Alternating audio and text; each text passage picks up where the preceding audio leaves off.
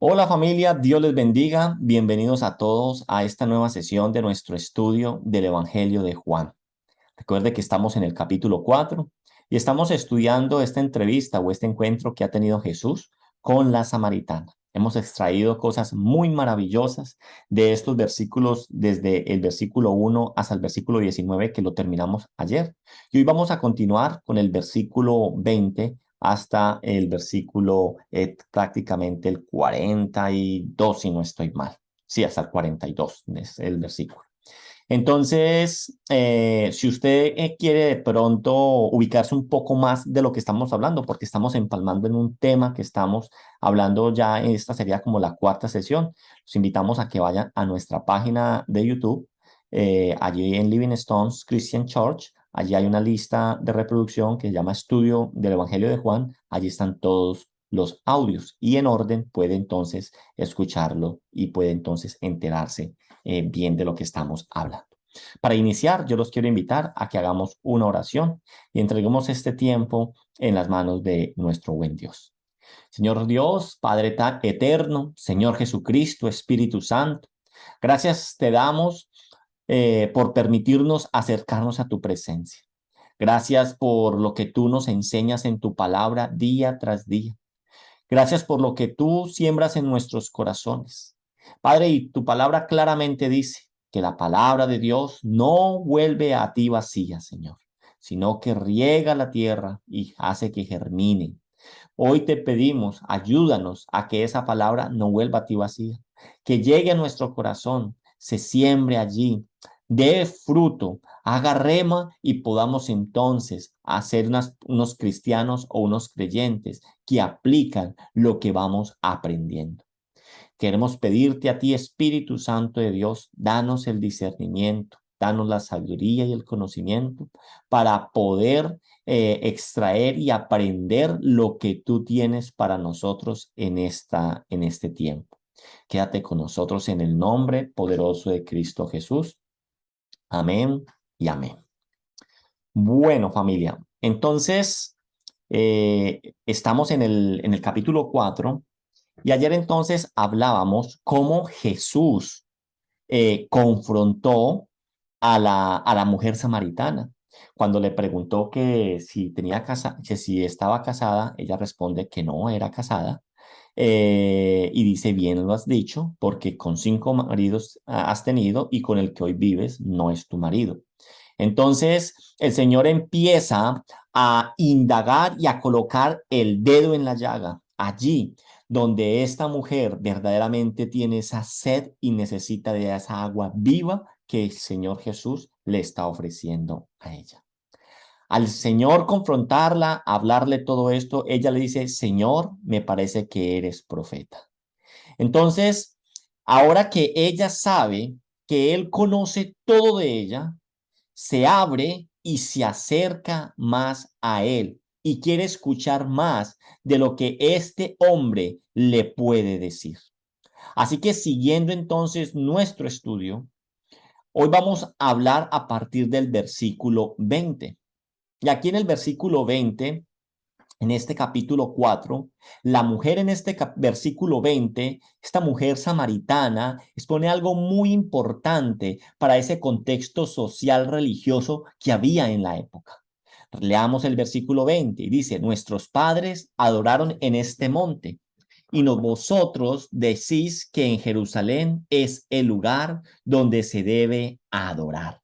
Aquí entonces esta mujer está trayendo a contexto, ¿cierto? Algo muy importante, algo que tiene que ver con lo que ya hemos visto anteriormente en el conflicto tanto social como religioso que hay entre samaritanos y entre judíos.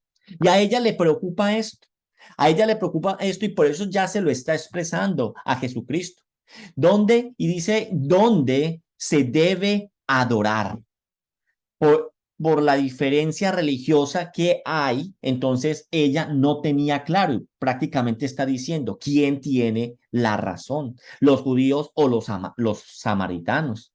Entonces, a ella le habían enseñado en su cultura, como samaritana, que era allí donde estaba teniendo este encuentro con Jesús, en este monte Gerizim, donde se tenía que adorar. Pero sabía también que los judíos enseñaban algo diferente y decían que era en Jerusalén donde se tenía que adorar y que este era el lugar correcto que Dios había ordenado en la palabra. Pero la mujer estaba, la verdad, mal enfocada. Esto no es lo realmente importante, pues ella piensa que para poder adorar al Señor es importante un lugar, aún más que la verdadera actitud que puede haber en nuestros corazones. Ella le está preguntando por el lugar y Jesús se lo va a responder. Jesús le va a explicar verdaderamente qué es lo importante y por eso dijimos que en este tema del día de hoy vamos a hablar de la correcta adoración a nuestro Señor. Entonces, lo importante en torno a la adoración de Dios no es dónde, y aquí tiene que ser el punto de partida para nosotros. Lo importante en torno a la adoración de Dios es el cómo se debe adorar a Dios. Y para poder entonces iniciar a desarrollar este punto en el cómo se debe adorar a Dios, definamos qué es adoración. Adoración es literalmente estar de rodillas delante de alguien, estar de rodillas ante alguien y en este caso ante Dios. Porque quiero aclarar esto, porque erróneamente muchas veces nosotros adoramos las cosas que no son y a veces doblamos nuestras rodillas a personas, cosas, objetos que no son dignas de adoración. Entonces, cuando estamos hablando de adoración, la adoración a Dios no es un tiempo limitado en nuestro día. Muchas veces nosotros creemos que la adoración son 30 minutos, 15 minutos y a veces asociamos la adoración con música. Pero hoy vamos a aprender que esto, la adoración, no está asociada con música, no está asociada con sonidos. La adoración a Dios en nuestra vida debe de ser en todo momento. Lo que hagamos siempre agrade al Señor. Ahora, lo importante entonces no es dónde, la respuesta es en todo lugar, sino que lo importante es cómo lo vamos a hacer, cómo nosotros podemos entonces adorar a, cómo podemos nosotros adorar a Dios. Y eso también hace parte entonces de la presentación de lo que decíamos ayer de cómo no presentar un evangelio a medias, sino un evangelio completo. Hay que enseñar también a la hora de compartir, de que a la hora de presentar el evangelio, de el cómo quiere Dios que sus creyentes, sus seguidores o sus hijos le adoren a él. Porque esto es la vida diaria del creyente. Este es su día a día. Por eso la adoración no puede estar ligada a un tiempo limitado del día. Una adoración constante a Dios con todo lo que nosotros hagamos, con todo lo que nosotros digamos, en cómo yo me desarrollo en la sociedad, cómo me desarrollo en mi trabajo, cómo actúo yo aún en mis estudios. Esto hace parte verdaderamente de una adoración a Dios, puesto que es el día a día del creyente, es la diaria comunión que nosotros tenemos que tener en él. Entonces, en torno al cuestionamiento que ella está haciendo, de dónde debemos adorar, debemos primero entender por qué surge este cuestionamiento que ella le está haciendo a Jesús. Los samaritanos, recuerde, habían construido su templo muy cerca de allí donde está sucediendo esta conversación entre Jesús y esta mujer. Ya lo dijimos, en el monte Gerizim. Y los judíos tenían el templo en Jerusalén. Entonces ella le dice, aquí o allá. ¿Dónde tenemos que adorar? ¿Aquí o allá? En pocas palabras, esa pregunta es la que ella, le está haciendo al Señor. Pero mire la respuesta que el Señor Jesús le va a hacer en el versículo 21. En el versículo 21, el Señor le dice, Jesús le dijo, mujer, créeme que la hora viene cuando ni en este monte ni en Jerusalén adoraréis al Padre. En otras palabras, Jesús le está diciendo, mujer, debes aprender que no es un lugar físico, no es esto lo importante en torno a la adoración a Dios.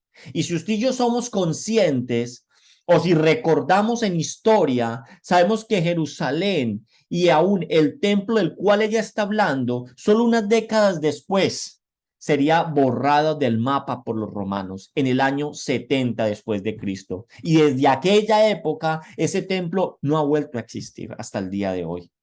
Sí, lo mismo sucedería tiempo después también con este templo donde está Jesús y la samaritana en el monte Gerizim. También fue destruido y hoy en día no está allí en aquel lugar.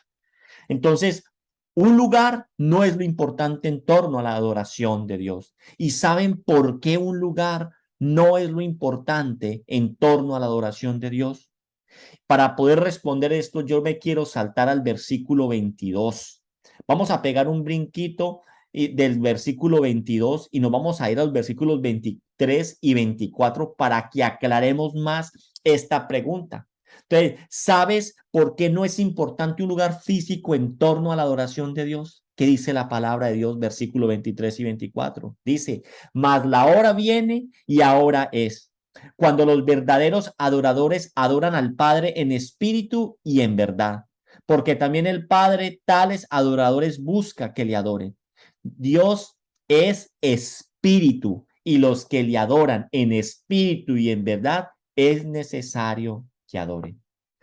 Versículo 24 arranca diciendo, Dios es espíritu.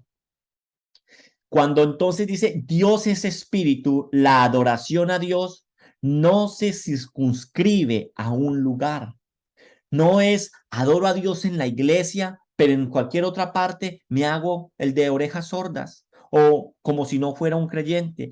Dios es espíritu, quiere decir Dios, y ese es espíritu con mayúscula, Dios es espíritu, es omnipresente, que está en todo lugar. Aquí estamos viendo entonces dos características ya de Dios. Ya hablamos que Dios es omnisciente, que todo lo sabe cuando la confrontó con respecto a sus maridos. Y aquí entonces nos está diciendo Dios es omnipresente y por eso la verdadera adoración a Dios no se circunscribe a un lugar. No es en un templo que Él está solamente. Así que debemos adorar a Dios donde Él está. ¿Y dónde está? Está en todo lugar. O sea que en todo momento donde usted y yo vamos, allí está la presencia de Dios. Y es justo este entonces el punto principal que usted y yo vamos a desarrollar en este día. Este hace parte del punto principal de la enseñanza que Jesús le va a dar a la samaritana a partir de estos versículos 20. Esto es lo importante de cómo se debe adorar a Dios. Los samaritanos creían que adoraban a Dios, pero no se puede adorar aquello que no se conoce. Ellos creían, y le pongo las comillas a eso, creían que adoraban a Dios, pero no se puede adorar aquello que no se conoce. Porque si ahora nos devolvemos al versículo 22, aquí en el capítulo 4, dice, vosotros adoráis lo que no sabéis. Nosotros adoramos lo que sabemos, porque la salvación viene de los judíos. Un primer punto en torno a la adoración a Dios es que se debe conocer a quién se adora. Y el Señor le está diciendo en este versículo a la samaritana, no sabéis. El problema era que los samaritanos no habían despreciado la revelación plena de Dios. Recuerden, solo ellos aceptaban como su Biblia los primeros 5 libros de Moisés, el Pentateuco, pero despreciaban a los profetas y a los demás escritos. ¿Por qué? Ya lo hablamos anteriormente, porque narran de esa mezcla cultural que tuvieron los samaritanos con otras personas y que no adoraban a Dios, sino que adoraban a los dioses con los cuales se estaban mezclando en esas culturas. Habían entonces escogido, en otras palabras, estos samaritanos, al despreciar el resto de los profetas y los otros libros y solamente quedarse con los 5 primeros libros, habían escogido qué aceptar como escritura y qué no aceptar como la escritura de Dios. Así como hoy por hoy las personas que escogen qué obedecer y en qué también escogen en qué hacerse el loco en torno a las escrituras. O sea, se vuelven selectivos. Creo en esto, pero en esto yo no voy a creer. Y sí que hay hoy por hoy este tipo de personas en las iglesias. Personas que quieren creer la palabra de Dios por parches, por pedacitos. Esto me lo apropio, lo otro no me lo apropio. Esto para mí, esto ya no es para mí. Nosotros, como creyentes, tenemos que abrazar toda la palabra de Dios. Sí, habrán cosas que nos dará duro, pero tenemos que saber que aquello con lo que el Señor nos confronte son para cosas muy, muy buenas. Jesús está confrontando a la samaritana. Le dijo pecadora, le dijo que ella tenía 5 maridos y que ahora vivía en concubinato, porque el que se acerca a la luz muestra qué tan pervertidos son. Por eso nosotros cuando nos acercamos a la palabra de Dios podemos encontrar cosas que no nos gusta, que no queremos obedecer, porque nos están llamando a que debemos dejarlo, dejemos arrepentirnos y no es lo digno para un hijo de Dios. Los samaritanos entonces no conocían a Dios. Creían conocerlo, y lo dije yo entre paréntesis, creían conocerlos, pero se habían engañado ellos mismos. Porque no se puede conocer a Dios sino a través de lo que se revela de sí mismo. ¿En dónde? En su palabra. ¿Cómo podemos usted y yo conocer a Dios? En la palabra de Dios. Allí es como usted y yo verdaderamente podemos conocerle a Él. Y ellos habían rechazado tal revelación solamente porque a partir de los 5, después del Pentateuco, hablaba cosas en que no eran bien vistas acerca de ellos porque se habían apartado de Dios y ellos creían que buscaban a Dios, pero vivían en una mezcla que no le agradaba a Dios. Jesús entonces le dijo a esta mujer: vosotros adoráis lo que no sabéis. Nosotros adoramos lo que sabemos, porque la salvación viene de los judíos.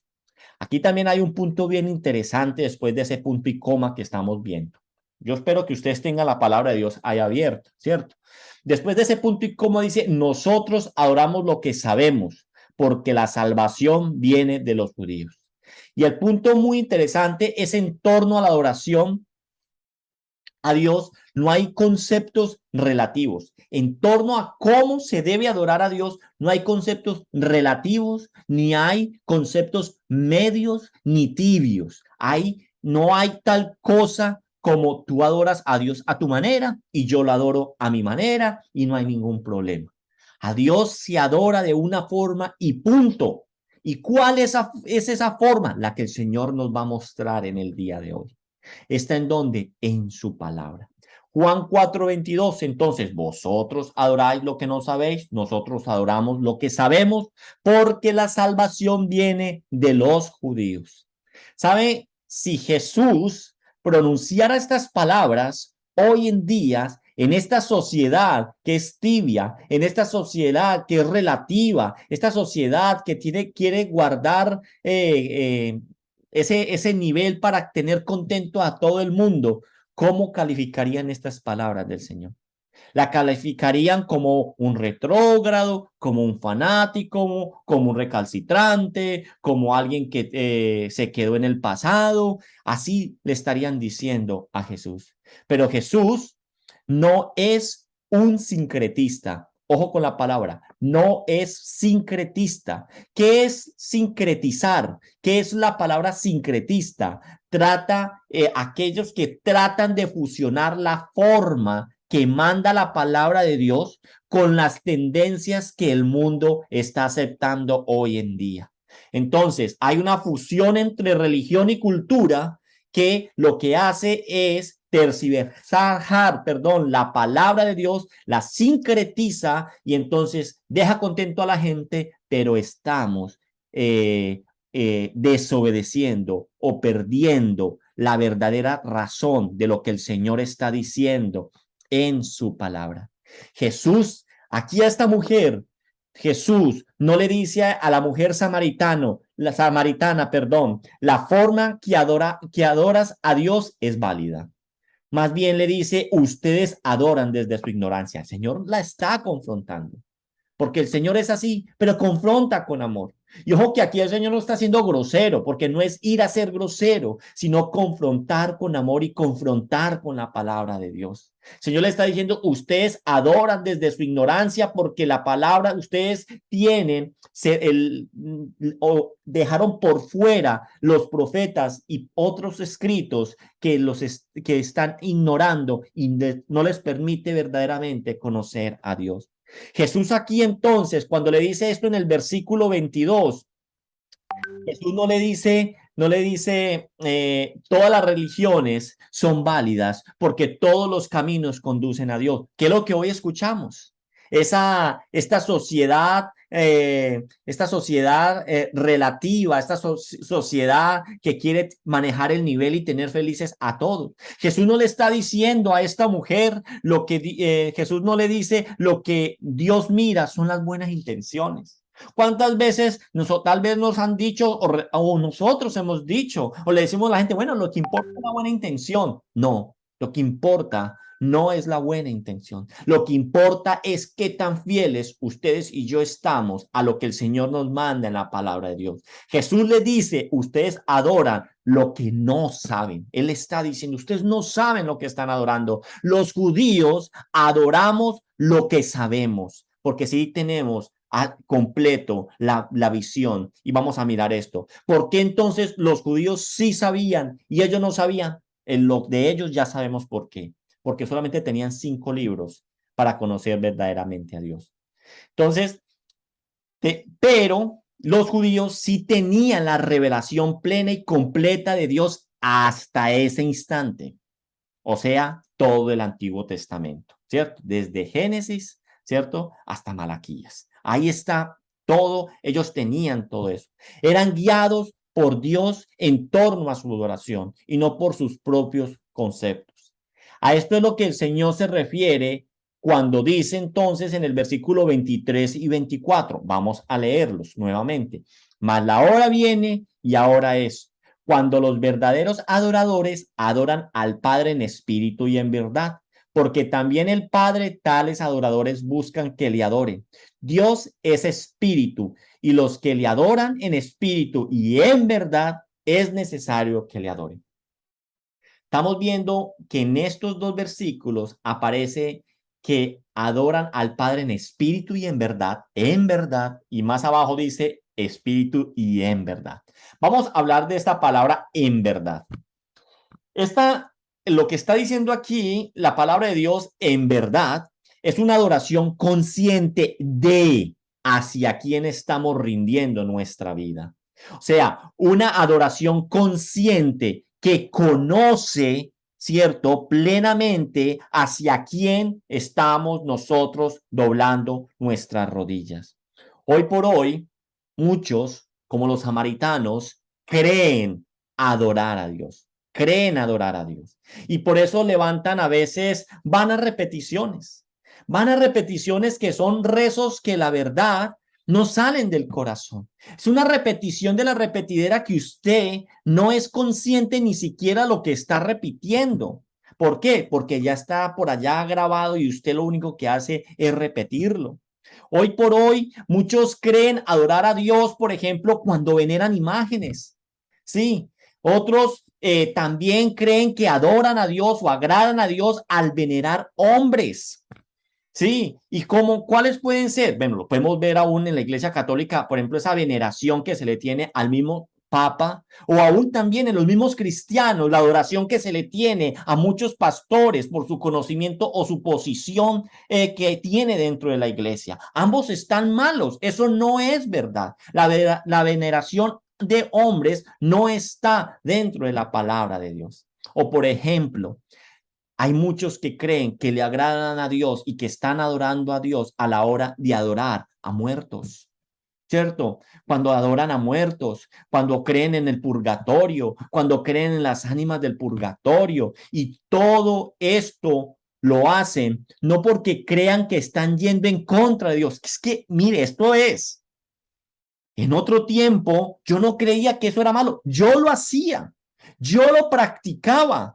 Y todo esto no lo hacía porque yo creía que estaba yendo en contra de Dios. Por lo contrario, lo hacía creyendo porque me habían enseñado que esta era la forma en cómo agradaba a Dios. Por eso el buscar a Dios, un verdadero creyente, hemos enseñado, tiene que ser enseñable. Tiene que desprogramarse de las cosas que erróneamente nos han enseñado y programarnos con lo que el Señor y el Espíritu Santo nos está enseñando en su palabra.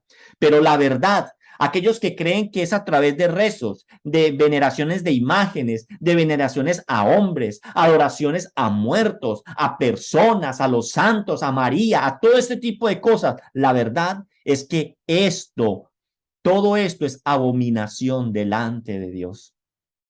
Pero no lo saben.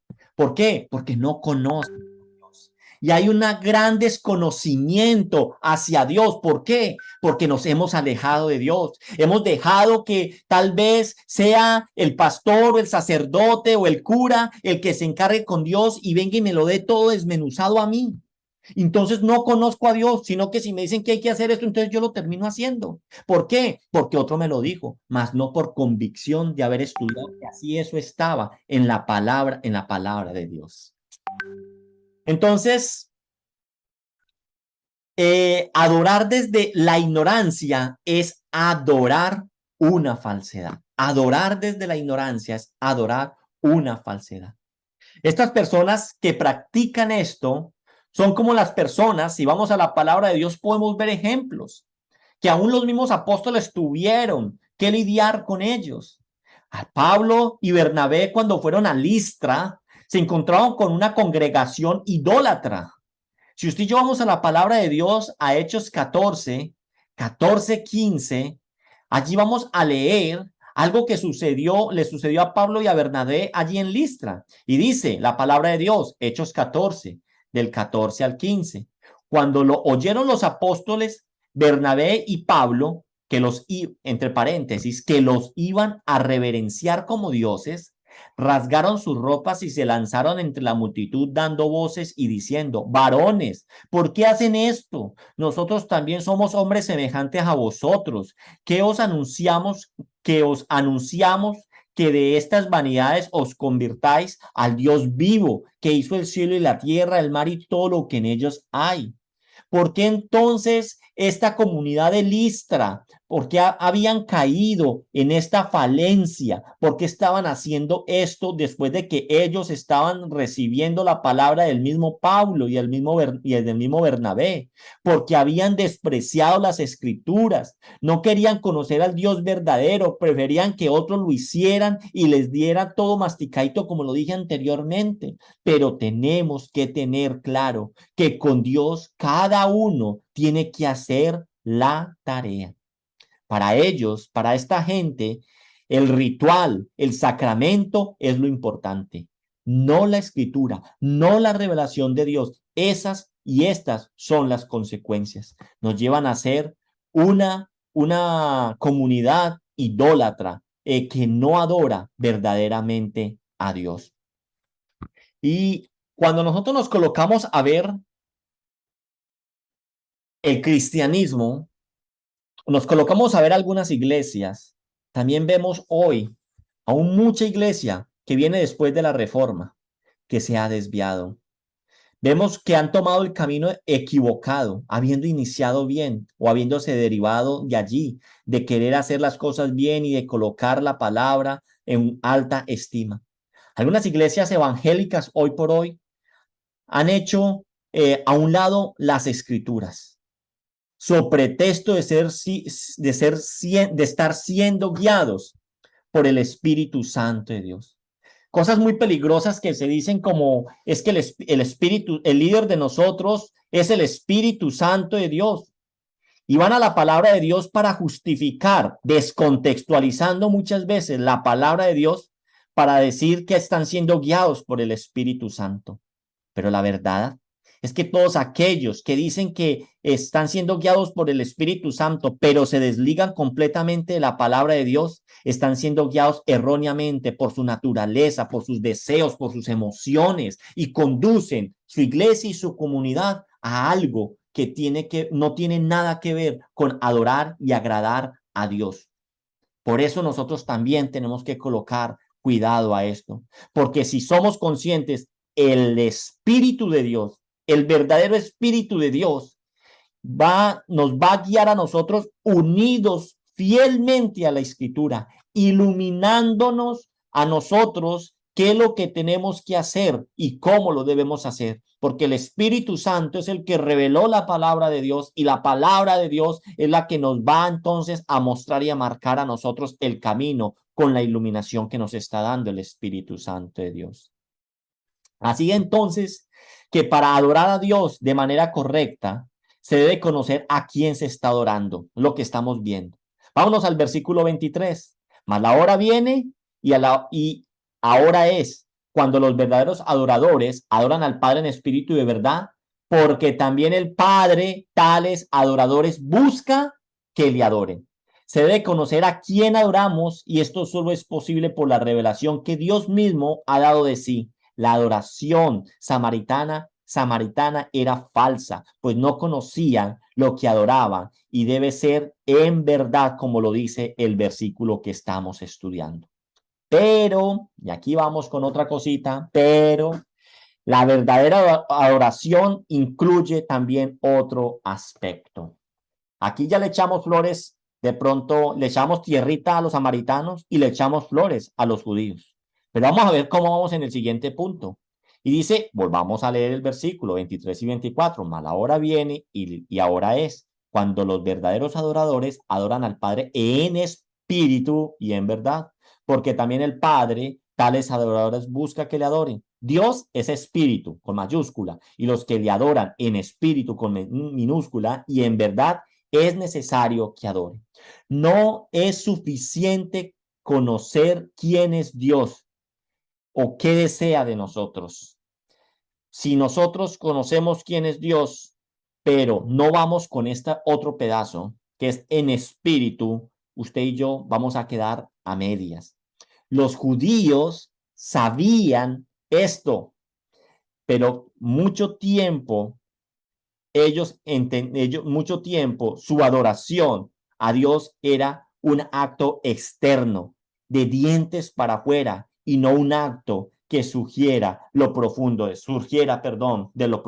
su ser. Así que entonces, sí, los judíos conocían quién era Dios y entendían que la adoración que el Padre quería y deseaba era una adoración que venía en el espíritu, pero ellos, su adoración, la hacían de una forma muy externa, de dientes para afuera. Y esto fue lo que el Señor Jesucristo vino y los confrontó. Nosotros estuvimos viendo justamente algo esta semana en la reunión del sábado, un versículo en Isaías 1 del 11 al 15, cuando el Señor les decía a ellos lo siguiente: ¿Para qué me sirve, dice Jehová, la multitud de vuestros sacrificios? Hastiado estoy de holocaustos, de carnero y deseo de animales gordos. No quiero sangre de bueyes, ni ovejas, ni de machos cabríos. ¿Quién demanda esto de vuestras manos cuando venís a presentaros delante de mí para hollar mis atrios? No me traigáis vana ofrenda, el incienso me es abominable, luna nueva y día de reposo, el convocar asamblea. No lo puedo sufrir, son iniquidades vuestras fiestas solemnes, vuestras lunas nuevas y vuestras fiestas solemnes las tiene aborrecida mi alma. Me son gravosas, cansado estoy de soportarlas. Cuando extendáis vuestras manos, yo esconderé de vosotros mi rostro. Asimismo, cuando multipliquéis la oración, yo no oiré. Llenas están de sangre vuestras manos. Ellos sabían que Dios había demandado ciertas cosas y las hacían, pero habían perdido para ellos todo el significado que estas acciones tenían, que las había mandado el Señor. El sistema sacrificial y las fiestas de Israel se habían convertido en un ritual sin sentido, algo que lo hacían por aparentar, algo que lo hacían solamente algo externo y algo externo que no surgía desde el interior de su corazón, el corazón de la persona, no surgía desde su espíritu. Ellos cumplían entonces la letra, pero el significado de ella estaba muy lejos de su corazón, de su ser, de su espíritu. Así que entonces su boca estaba desconectada de su corazón. Isaías 29:13 dice el Señor, porque este pueblo se acerca a mí con su boca y con labios me honra, pero su corazón está lejos de mí y su temor de mí no es más que un mandamiento de hombres que les ha sido enseñado. Estos eran los judíos, un pueblo religioso que tenía la revelación de Dios, que conocían quién era Dios, pero estaban lejos de adorarlo porque lo hacían mecánicamente, externamente, ritualmente, rutinariamente. Era algo que hacían que no nacía ni surgía de su corazón. No había pasión en su corazón, no había pasión dentro de su ser en pos de Dios. La adoración judía era algo externo, era un ritual sin sentido y la palabra de Dios nos está diciendo que Dios está buscando adoradores que le busquen en espíritu y en verdad. Así que en torno a lo que estamos estudiando en estos versículos 23 y 24, el Señor quería darle a esta mujer samaritana, a una de sus ovejas. Ella debía entender que su vida en torno a Dios debía conocerlo a Él, cuál era su voluntad, pero hacerlo con pasión, algo que surja desde su corazón. Así que hasta este punto, creo que nos va quedando claro que la adoración no tiene que ver con música o con un ambiente que exalte las emociones humanas o un lugar. El momento de oración es la vida entera, no es un espacio de tiempo determinado. Miremos entonces hasta este punto, hasta estos versículos que hemos estudiado. Miremos entonces qué ha hecho el Señor hasta aquí con la samaritana. Cuando que hemos estudiado hasta el punto, hasta este versículo que hemos leído, el versículo 24, si no estoy mal. Dice, cuando el Señor viene entonces a llamar a uno de los suyos, ya lo hemos visto, pasa por encima de los perjuicios religiosos, políticos y culturales. Eso es lo primero que el Señor Jesús hizo con la samaritana al acercarse a ella. ¿Qué más ha hecho el Señor Jesús con esta samaritana? Se acerca a la persona, le da de su gracia, le da la promesa de la salvación, que eso fue lo que habíamos visto hasta el día de ayer al iniciar. Luego que empezamos a hablar, les pone su pecado, y hoy estamos enseñando, le enseña cómo adorar a Dios. Y básicamente esto es lo que debemos hacer y enseñar a la hora de hacer discípulos de Jesucristo. Esto es lo que nosotros tenemos que hacer. Ahora, si tú no eres discípulo de Jesucristo, usted que está aquí hoy conectado o usted que me está escuchando de pronto en diferido, si tú no eres discípulo de Jesucristo, pero estás escuchando esto en este momento, esta enseñanza de lo que estamos hablando durante estos últimos días del capítulo 4, el encuentro entre Jesús y la samaritana, es el ofrecimiento que el Señor te quiere hacer a tu vida. Usted que está escuchando, si usted tiene sed, ven y bebe de él, porque él es el agua de vida. Él es el único que puede calmar y saciar nuestra fe. Si usted lo hace, es porque tú eres una de sus ovejas. Si usted al escuchar esto le nace hacerlo, es porque eres uno de los suyos. Si no, es porque no lo eres. Y ahora la mujer lo recibió y la mujer va por más, va más allá. Y esta tiene que ser la actitud, lo que estamos viendo nosotros en la samaritana. La samaritana, al ser confrontada, al momento que el Señor le está enseñando todo esto, la mujer no se queda ahí. La mujer quiere ¿qué? Bogar mar adentro, quiere conocer más, quiere saber más. Como todo creyente, debe ir más allá en torno a su relación con Jesucristo. Hambre de Él, tener hambre por el Señor Jesucristo es lo que hay que tener. Ella lo había aceptado como profeta, lo dijo. Y Él le había enseñado ahora entonces hasta este punto el cómo en torno a la oración de Dios. Vámonos al versículo 25. Le dijo la mujer, sé que ha de venir el Mesías, llamado el Cristo. Cuando Él venga, nos declarará todas estas cosas. Aquí tenemos que recordar algo que ya lo hemos dicho, pero es propicio volverlo a repetir. Los samaritanos, al solo aceptar el Pentateuco, que son los 5 primeros libros de la escritura de nosotros, no tiene el concepto del Mesías como lo tenían los judíos. O sea, ellos sí tenían el concepto que alguien habría de venir, y por eso ella lo está mencionando aquí. Pero el concepto de ellos es muy diferente al concepto que tenían los judíos. ¿Cuál era el concepto de los judíos acerca del Mesías que habría de venir? Dice, el Mesías era ante todo como un David, un rey libertador. En 2 Samuel 7, del 12 al 13, que está en segunda de Samuel, que no está dentro de los primeros 5 libros de la Biblia, o sea, para ellos esto no estaba en sus Biblias, entonces por eso ellos no conocían esto, pero los judíos sí. ¿Qué era el Mesías para los judíos? Y cuando tus días sean cumplidos y duermas con tus padres, yo levantaré después de ti a uno de tu linaje, el cual procederá de tus entrañas y afirmará tu reino. Él edificará casa a mi nombre y yo afirmaré para siempre el trono de su reino. Esto es lo que para los judíos era la llegada del Mesías, era como la llegada de un rey, de un David. Pero para los samaritanos no tenían esta revelación, porque ellos se quedan solamente con los primeros 5 libros. Ellos tenían el concepto en torno al Mesías con lo base a lo que dice Deuteronomio 18:15. ¿Y qué dice Deuteronomio 18:15? Profeta de en medio de ti, de tus hermanos, como yo te levantaré, Jehová tu Dios, a él oirás. Así que para ellos, el Mesías básicamente era ¿qué? Un profeta, conforme a lo que estamos leyendo en Deuteronomio 18:15, ¿cierto? Era un profeta. Por eso la mujer le dice al Señor, aquí en este versículo 25, le dice, sé que ha de venir el Mesías, llamado el Cristo. Cuando Él venga, nos declarará todas estas cosas. O sea, era como una tarea de un profeta.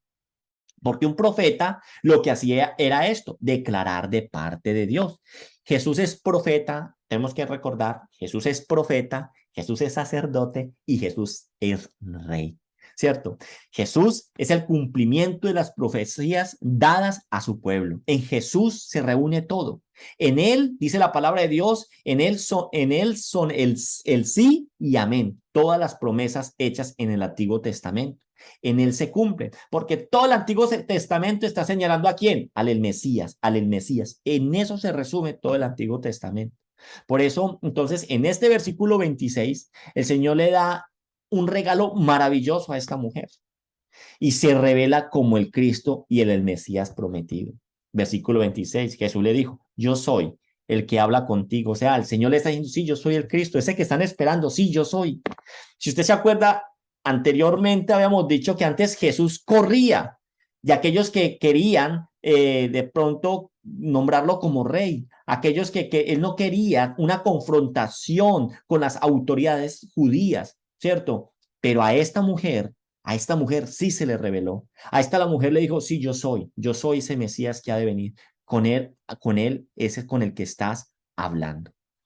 Aquí entonces no se nos puede pasar por alto algo en este versículo 26. Y dice, vamos a leerlo desde el 25. Le dijo la mujer, sé que has de venir el Mesías llamado el Cristo. Cuando Él venga, nos declarará todas las cosas. Jesús le dijo, yo soy el que habla contigo. Entonces, acá estamos hablando del yo soy. Esta es la primera vez en este Evangelio de Juan que encontramos esta declaración, el yo soy, ¿cierto? Esta palabra nos identifica a nosotros el nombre de Dios, el cómo Él se presentaba en el Antiguo Testamento, el yo soy. Y en el Evangelio de Juan nos lo vamos a encontrar 23 veces en este Evangelio. Vamos a tener entonces 23 referencias al yo soy. Y para soportar lo que yo estoy diciendo de que esta era la forma en cómo el Señor, los nombres de Dios, el yo soy, en Éxodo 3 del 13 al 14, dijo Moisés a Dios, he aquí que yo hago a los hijos de Israel y les digo, el Dios de vuestros padres me ha enviado a vosotros. Si ellos me preguntaren, ¿cuál es su nombre? ¿Qué le responderé? Y respondió Dios a Moisés, yo soy el que soy. Y dijo, así dirás a los hijos de Israel, yo soy, me ha enviado. Aquí entonces el Señor Jesús le está diciendo a esta samaritana, yo soy el que habla contigo. Listo, este es un punto que también te quería dejar claro y no pasar por alto. Ya entonces, finalizando esta conversación con la samaritana, ¿qué pasó entonces con la mujer samaritana después de este encuentro, después de esta revelación, de esta confrontación, de esta enseñanza tan maravillosa que el Señor hace? ¿Qué le dio el Señor el regalo, el don prometido que él estaba diciendo al principio? Si tú supieras con quién hables, ¿cierto? Le pedirías el don, él le daría el don, ese regalo del cual él estaba hablando. Lo que sí tenemos que saber es que la mujer samaritana, después de esta conversación con Jesús, sus prioridades cambiaron totalmente. Las necesidades básicas de ella, el agua física, pasó a un segundo plano. ¿Se acuerda que ella trajo la conversación de Jesús a un plano terrenal? Pero luego de que, a medida de que Jesús le fue hablando y revelando y hablando, ella empezó ya a ver las cosas de otra forma. Si usted y yo vamos a Juan 4, 27 y 28, dice, en esto vinieron sus discípulos y se maravillaron que hablaba con una mujer. Sin embargo, ninguno dijo, ¿qué preguntas o qué hablas con ella? Entonces la mujer dejó su cántaro. Entonces aquí la mujer dejó su cántaro, dice, ya no era su necesidad vital. Y que entonces ella dejó el cántaro, pero ¿qué hizo?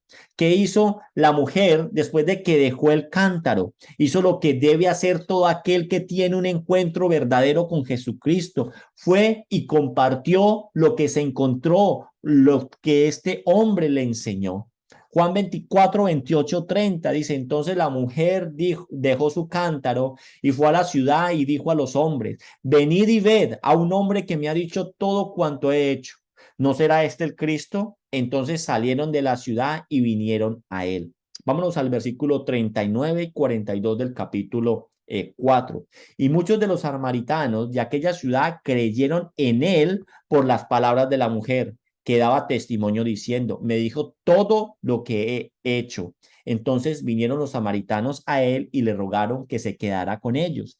Y se quedó allí 2 días y creyeron mucho más por la palabra de él. Y decían a la mujer, ya no creemos solamente por tu dicho, porque nosotros mismos hemos oído y sabemos que verdaderamente este es el Salvador del mundo, el Cristo. Todo este pasaje entonces del encuentro del Señor con la mujer samaritana tiene este énfasis de parte de Juan.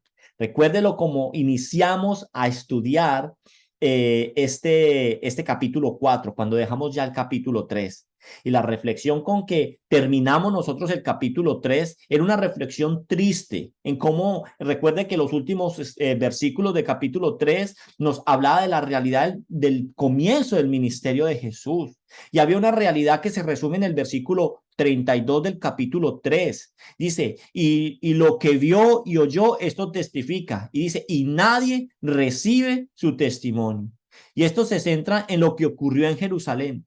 El Señor fue a Jerusalén y la gente no recibía su mensaje. Había dureza de corazón. Dijimos que los primeros 3 capítulos veíamos un público que no quiso recibir. Pero a partir del capítulo 4 vamos a enfocarnos en otro público que sí quiere recibir. Por eso el capítulo 4 contrasta completamente con lo que pasó en Jerusalén. En Samaria pasó algo totalmente diferente. Muchos recibieron el testimonio de Jesús. Si recordamos el versículo 41 y 42 de aquí, del capítulo 4, dice, y creyeron muchos más por la palabra de él. Y decían a la mujer, ya no creemos solamente por tu dicho, porque nosotros mismos hemos oído y sabemos que verdaderamente este es el Salvador del mundo, el Cristo. Esto entonces nos tiene a nosotros que recordar. Jesús estaba en una tierra, por decirlo así, de gentiles, de gente menospreciada, de gente que no valía nada. Los de Jerusalén, eso sí era gente educada, gente docta, gente capaz, gente que sabía cómo adorar, que conocía la palabra de Dios. Pero aquí, en Samaria, donde no conocían, donde no sabían, donde están equivocados, donde había una mujer que tenía una mala reputación y un pueblo que se había desviado y se había mezclado con otros dioses. Esto a nosotros nos tiene que recordar lo que dice la palabra de Dios en 1 Corintios 1, 27 y 29. Y dice, porque lo necio del mundo escogió Dios para avergonzar a los sabios, y lo débil del mundo escogió Dios para avergonzar a los fuertes. Y lo vil del mundo y lo menospreciado escogió Dios, y lo que no es para desechar lo que es, a fin de que nadie se jacte en su presencia. No es entonces el tipo de persona, es lo que Dios quiere. Y tenemos que saber que nosotros no, el Señor nos escogió a nosotros, nos llamó a nosotros, no porque estemos capacitados ni porque tengamos mucho, sino porque por débiles, por ignorantes, ¿cierto? Porque hemos sido menospreciados por el mundo. El Señor nos llamó a nosotros.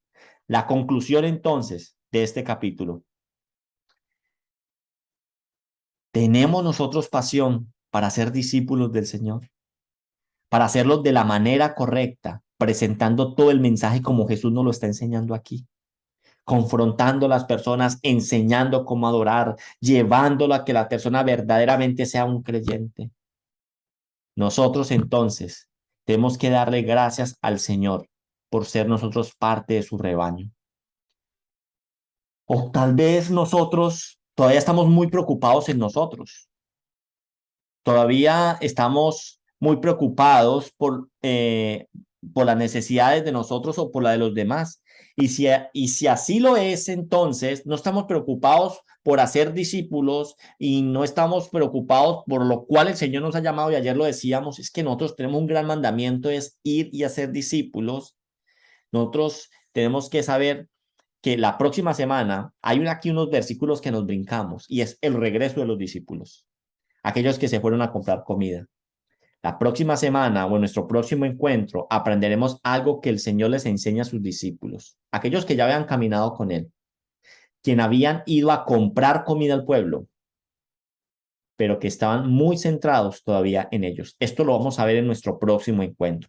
Hasta hoy entonces, nosotros tenemos que darle gracias a Dios por lo que Él nos está enseñando hasta el momento, por todo lo que el Señor está haciendo, porque el Señor nos está abriendo los ojos, nos está enseñando el cómo se debe evangelizar y el cómo se debe adorar a Él. Yo los invito entonces a que oremos en esta noche y le demos gracias a Dios por este tiempo. Bendito Dios, yo te doy gracias por esta noche, por la palabra que tú traes. Gracias porque tú nos enseñas que para verdaderamente adorar, Señor, para adorarte a ti, no necesitamos de lugares, no necesitamos de música, no necesitamos de instrumentos, necesitamos únicamente conocerte verdaderamente a ti y hacer una adoración que salga en nuestro corazón, no por rito, no para algo externo ni algo para que nos miren, sino, Señor, porque verdaderamente te conozco y reconozco en mi corazón que tú eres digno de alabanza y adoración, y ahí tengo un corazón agradecido por las cosas tan maravillosas que tú has hecho por mí. Bendito Dios, te pido que todo lo que estudiamos y aprendemos baje a nuestro corazón y lo coloquemos en práctica. Quédate con nosotros en el nombre poderoso de Cristo Jesús. Amén, amén y amén.